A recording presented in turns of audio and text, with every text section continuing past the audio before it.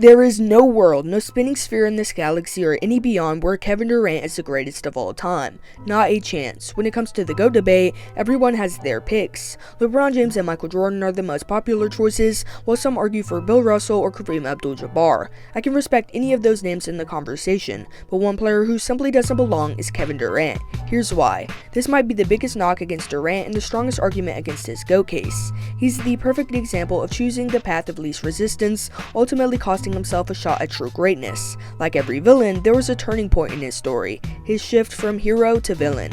That moment came in the 2015-16 Western Conference Finals against the 73-9 Golden State Warriors. The Thunder were in full control of 3-1 in this series. Heading in, the Warriors were the favorites after a historic regular season, but OKC had been the better team up to that point. All they had to do was close out the series, and in Game 5 at Oracle Arena, they had the chance to do just that. But then the wheels started to fall off. Durant put up 40 points, which might seem impressive at first glance, but he did so on a rough 12 for 31 shooting night.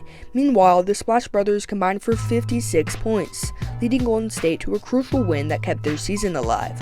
Game 6 was back in Oklahoma City, and Thunder fans believed Westbrook and KD could close it out with the home crowd behind them, but Klay Thompson had other plans. In what is now known as Game 6 Klay, he exploded for an NBA playoff record 11 three-pointers, dropping 41 points and forcing a Game 7. By that point, all the momentum had shifted to the Warriors. In the decisive game, Westbrook committed 7 turnovers, and Durant wasn't enough to stop Golden State from completing the comeback. No team had overcome a 3-1 deficit in the conference finals since 1981.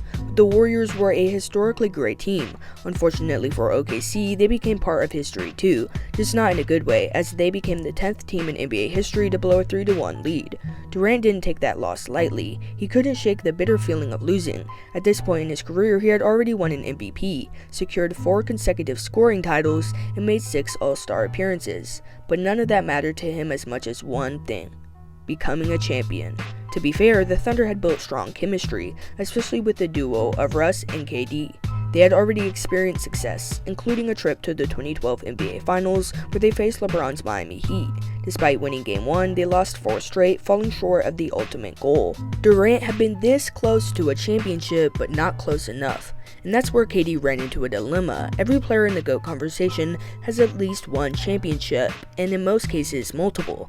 Think about it. Some argue Bill Russell is the greatest ever simply because of his 11 rings. KD wanted to be part of that conversation, and he understood that winning at the highest level was a key factor. But what he didn't fully grasp was that how you win matters just as much as if you win. That detail, however, didn't seem to weigh on his decision. Just 2 months after being eliminated by the 73-9 Warriors, one of the greatest regular season teams in NBA history, Durant made his move. He joined them in free agency. If you can't beat them, join them. Every time I hear that phrase, Kevin Durant immediately comes to mind. He broke one of the biggest unwritten rules in sports: you don't join your rivals. Just think about how shocking it would be if Reggie Miller had decided to join the New York Knicks after losing back-to-back conference finals to them in 94 and 95.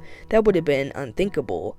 Reggie Miller's loyalty to the Pacers is part of what made his rivalry with the Knicks so fascinating, from his iconic choking gesture towards Spike Lee to scoring 8 points in 9 seconds. If he had given up and teamed up with his foes, it would have ruined that narrative. Durant, however, made it clear he doesn't abide by the same basketball morality, if you want to call it that.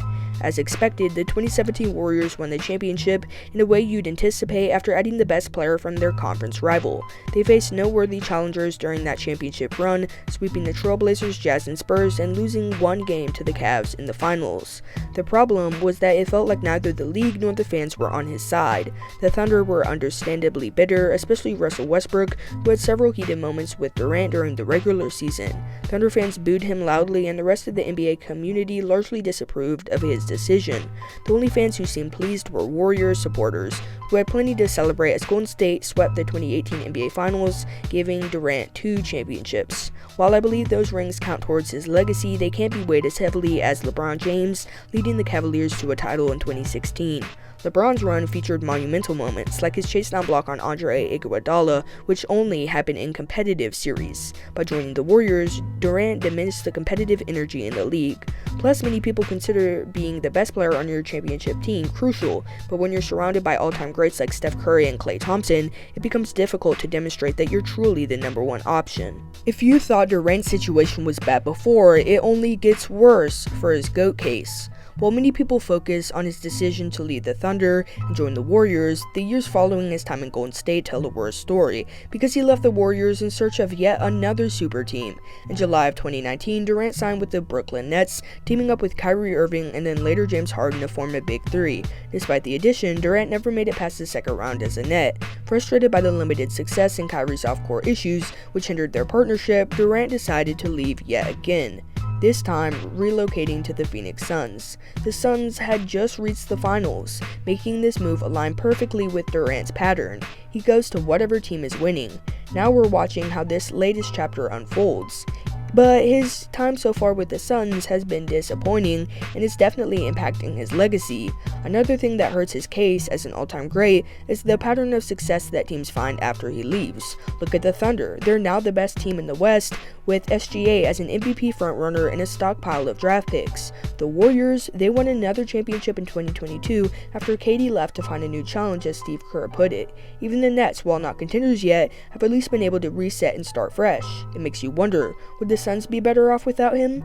Now, I'm not saying Durant is a bad asset to have, but this trend doesn't look great for him. It's tough to argue someone is the greatest of all time when every team they leave seems to bounce back or improve. But if you want to make a case for KD, all you really have to do is ignore the way he's played his career. Ignore that he left Westbrook and joined a 73-9 Warriors team, rode the coattails of an already dominant franchise, found zero success in Brooklyn, then jumped ship to Phoenix, turning them from a finals team to a squad that might not even make the play-in this year. But let's set that aside for a moment, because credit should be given where it's due. KD is a legendary scorer, maybe even the greatest pure scorer the game has ever seen, and skill has to matter in the GOAT conversation, right? Sure, his lack of competitive fire and a career full of questionable decisions may hurt his case, but his talent is undeniable. He's a three-level scorer, whether it's finishing at the rim, pulling up from mid-range, or stepping back for a deep three. Scoring is his greatest asset. Statistically, his resume backs it up. He's 8th all-time in total points, sitting just below Wilt Chamberlain, and his 27.3 career points per game ranks 6th all-time. If you filter out players who haven't played at least 1,000 games yet, like Luka and Embiid, he's actually top 4, behind only Elgin Baylor, Wilt, and Jordan. That's elite company. Now, I know this might sound like I'm a KD hater, but I'm really not. His scoring ability alone pushes him much higher on the all-time greats list. It almost makes you want to overlook all the things that feel iffy about his career. But let's not pretend that things like mentality or legacy moments don't play a role in the GOAT discussion. Kobe fans always point to his Mamba mentality as part of his greatness. Larry Bird fans talk about his legendary trash talk, like when he walked into a three-point contest and asked who's coming in second, then backed it up. These are the kinds of moments that fuel the debate and make players legendary beyond just stats, and quite frankly, KD doesn't have that same flair. It's not that I dislike Durant, it's more that I'm disappointed. He could have been in the GOAT conversation if he stayed in OKC and built something. Honestly, even staying in Golden State would have helped his case. If he never tore his Achilles in 2019, the Warriors probably would have won that year. If he was still there in 2022, he'd have 4 rings, and the conversation might be different, but instead, he took a shortcut, and now he doesn't even have more championships than the other GOAT contenders. Jordan has 6, LeBron has 4, KD just 2, and that's not a great look. While I don't think KD belongs in any serious GOAT conversations, I do respect him as an all-time great player and arguably the best pure scorer ever. But what do you think? Is KD even in your GOAT discussion? Tell me in the comment section below. Until next time, peace.